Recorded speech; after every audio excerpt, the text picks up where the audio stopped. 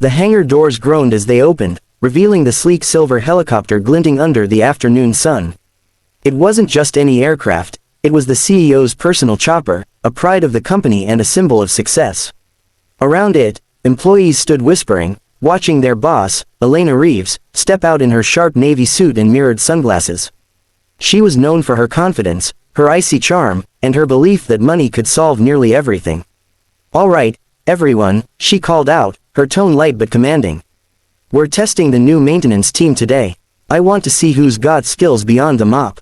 Laughter rippled among the crowd. Elena's eyes fell on a man standing at the edge of the group, quiet, reserved, and in a plain blue janitor's uniform. His name tag read Mark. He looked out of place, not because of his job, but because of how calm he seemed amid all the chatter. Elena tilted her head, smirking. "You, Mark, right, ever cleaned a helicopter before?" He nodded once. "Yes, ma'am, every week." "Good," she said, stepping closer. "Then let's see if you can fly one." Her voice dripped with amusement. "Tell you what, if you can get this thing off the ground and land it safely, I'll marry you." The employees roared with laughter, some clapping, others shaking their heads at the absurd challenge. Mark didn't laugh. He simply looked at her, expression unreadable. "Is that a promise?" Her grin widened. "Sure, but you'll never pull it off." For a long moment, silence stretched. Then, to everyone's surprise, Mark stepped forward. "Keys." Elena blinked, caught off guard. "You're serious?" He shrugged. "You made a promise." The crowd buzzed with disbelief. Elena glanced at her pilot, who stood nearby with crossed arms. "Give him the keys," she said, half amused, half curious. "Let's see the janitor try to be maverick." As the key hit Mark's palm, something in his demeanor shifted. He ran a hand over the side of the helicopter like a craftsman inspecting his work, eyes scanning every rotor, every joint. The quiet authority in his movements silenced the laughter. "Shouldn't you at least check the manuals?" one engineer muttered. Mark didn't respond. He climbed into the cockpit, his hands moving with familiarity over the controls. A soft click, a flick of a switch, and the helicopter's engine began to purr to life. The laughter stopped. The blades started to spin, slow at first, then faster, cutting through the air with precision. The ground crew backed away as the wind picked up, swirling dust and disbelief around them. Elena's smile faltered. He actually knows what he's doing." Within seconds, the helicopter lifted gracefully, hovering a few feet above the ground. Mark's focus was unwavering, his hands steady. Then, with smooth confidence, he rose higher, executing a perfect climb before tilting into a slow, controlled circle over the airfield. The employees below gasped and cheered, phones snapping photos, videos recording what they thought would be a disaster but turned into a spectacle. Elena's eyes widened, her heart pounding against her ribs. She'd flown in that helicopter hundreds of times, but she'd never seen anyone handle it with that level of mastery, not even her own pilot.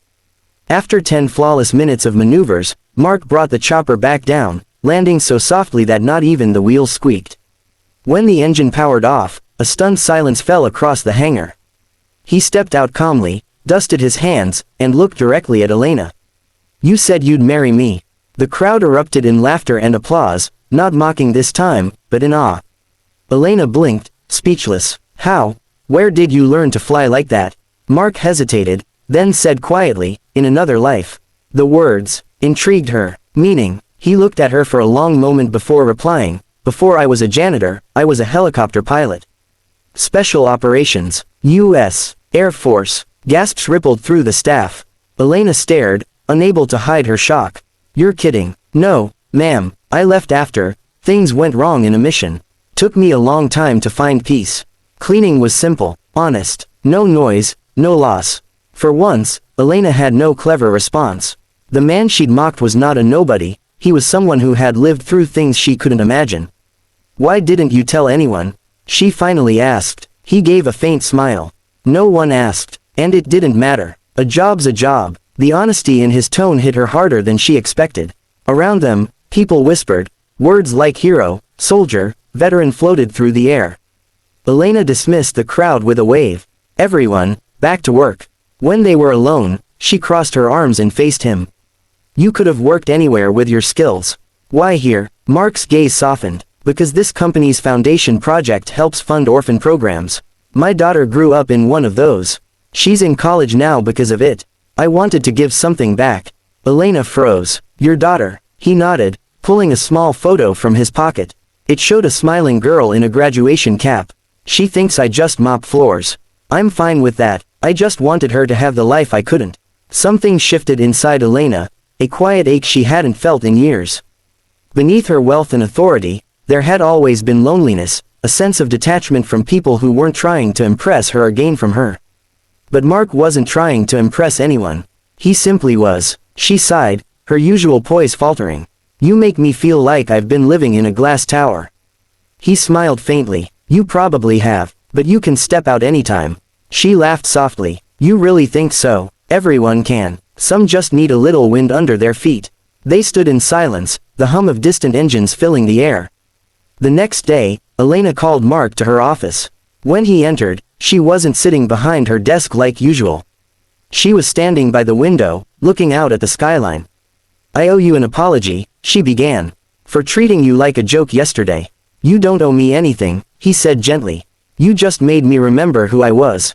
That's exactly why I called you, she said, turning to face him. I don't want you cleaning floors anymore. I want you to run the company's new aviation training division. We've been planning to launch it next quarter, and I think you're the best man for the job. He blinked, caught off guard. Me? Yes, you, she said firmly. You have leadership, discipline, and experience, and you clearly know your way around a helicopter. Mark hesitated. I don't have a degree for that kind of role. Elena smiled. Neither did I when I started. Sometimes, the right people are found in the wrong places. A rare warmth touched her voice, one that made Mark look at her differently. He extended his hand. Thank you. She shook it, her grip steady. And about that marriage offer, don't take it too seriously.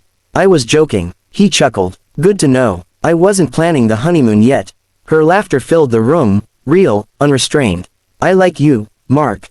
You're honest. Just trying to keep the floors clean, he said with a grin. Weeks passed. Mark's new role transformed him. He trained employees, improved safety procedures, and helped veterans find jobs in aviation. Elena visited the training hangar often, always finding excuses to check progress. Their conversations grew longer, warmer, no longer between boss and employee, but between two people learning to trust again. One afternoon, she found him sitting beside the helicopter they'd first flown. The sun was setting, painting the sky in streaks of orange and gold. Still your favorite machine? She asked. He smiled. It's more than that. It's a reminder that life can lift you again, no matter how low you've landed. Elena sat beside him. Do you ever think about flying again? He looked at her, eyes thoughtful. Maybe, but I think I already am. She frowned slightly. What do you mean? He nodded toward her. You make me feel like I can. For once, Elena couldn't find words. The woman who always had a plan, an answer, a defense, felt her heart skip.